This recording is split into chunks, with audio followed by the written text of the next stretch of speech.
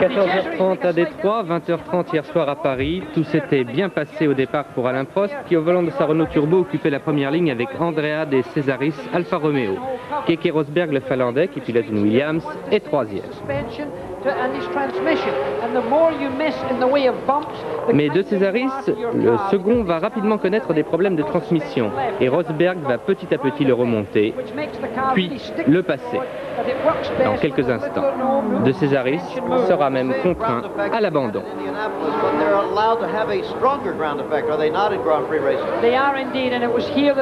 Devant, tout va bien pour Alain Prost, qui ne semble pas trop souffrir de sa blessure au pied, faite il y a 15 jours à Monaco. La Renault Turbo confirme son excellent temps des essais sur ce circuit en ville qui développe 4 km 144, mais sur le plan sécurité, c'est à la limite du raisonnable, car les pilotes ont très peu de visibilité et en cas d'accrochage, il sera inévitable d'arrêter la course. C'est d'ailleurs ce qui va se produire dans quelques instants. Derrière Prost et Rosberg, Pironi, Mansell, Giacomelli, Cheever. Patrese et Guerrero se sont touchés, c'est l'incendie. Admirez le professionnalisme du personnel de sécurité.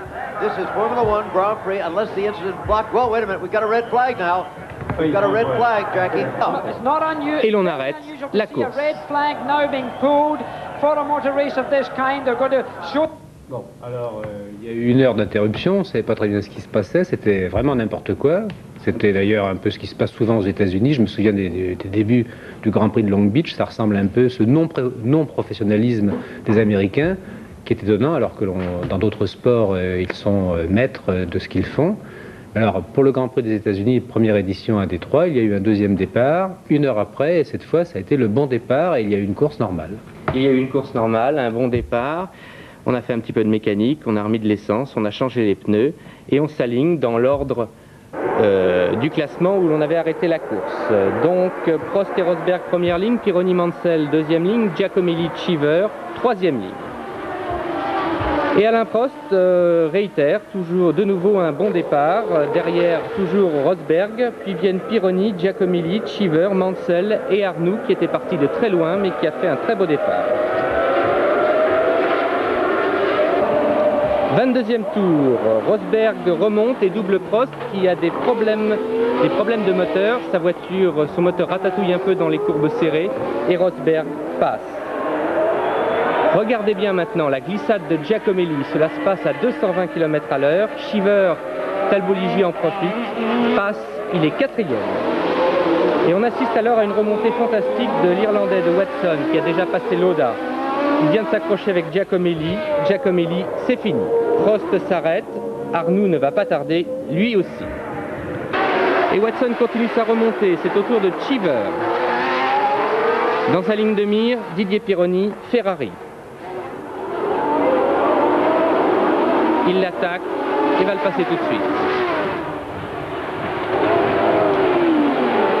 Rosberg est maintenant devant à 20 secondes de Watson, mais Rosberg a aussi des problèmes et très rapidement l'Irlandais passe le Finlandais. Pironi vient de faire un tête à queue, il va très rapidement repartir et terminera troisième. Cheever, l'Italo-américain, passe à son tour Rosberg et terminera quatrième. Quant à Watson, il prend un tour à Lafitte qui lui termine sixième. Lafitte à l'avant de sa voiture, un petit peu abîmé. C'est la quatrième victoire de l'Irlandais.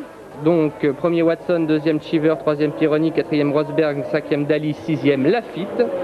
Et au classement du championnat du monde, Watson prend la tête avec 26 points.